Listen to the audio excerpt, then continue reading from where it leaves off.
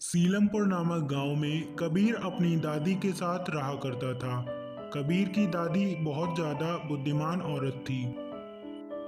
कबीर की दादी एक औरत के घर पर काम किया करती थी। उस काम से करने से पैसे मिलते, उनसे घर का गुजारा करती थी।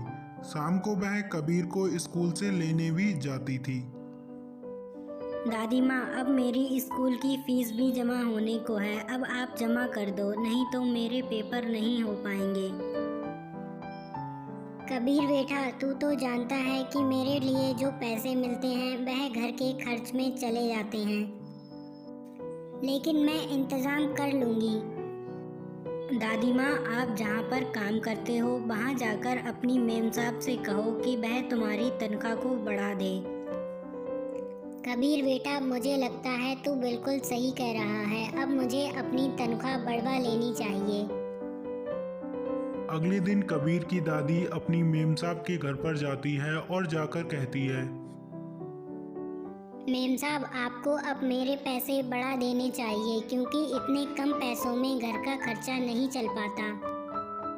मैं तुम्हारे पैसे तो नहीं बढ़ा सकती हूँ, लेकिन मैं तुम्हें एक राय दे सकती हूँ। तुम मेरे घर पर काम करती रहो। कबीर की दादी वहाँ से निराश होकर अपने घर चली जाती है।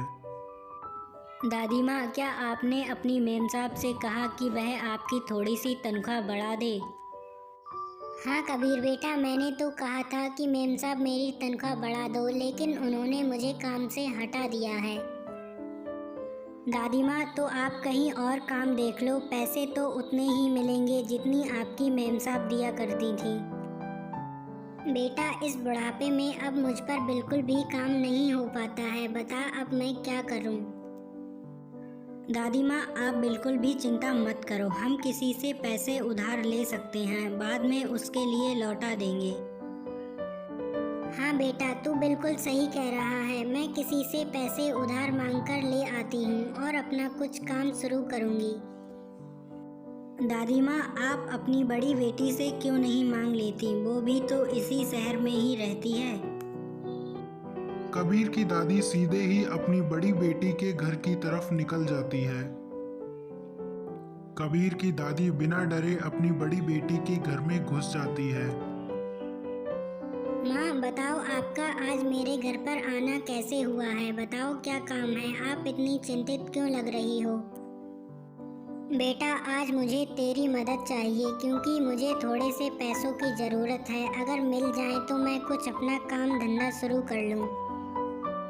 हाँ माँ, बिल्कुल। मेरे पास थोड़े से पैसे बचे हुए रखे हैं इस बैग में। आप ले जाओ और जाकर अपना काम शुरू कर लो। कबीर की दादी पैसों को लेकर अपने घर पर आ जाती है। कबीर की दादी मोमोज का स्टॉल खोलना चाहती थी। उसने अपने घर पर सारा सामान बनाकर तैयार कर लिया था। अब उसके पास ठेला नहीं था, तो वह एक सेठ के पास जाती है। सेठ जी, अगर आप मुझे एक ठेला उधार दे दें तो मैं आपके पैसे शाम को दे दूंगी। ठीक है, आप ठेला ले जाओ और शाम को पैसे मुझे वापस कर देना।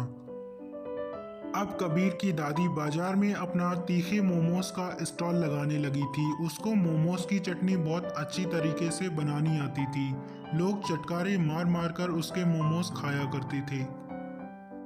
अब कबीर की दादी के स्टॉल पर इतने ग्राहक आने लगे थे कि दादी को एक नौकर भी लगाना पड़ गया था। कबीर भी उसकी सहायता कर दिया करता था।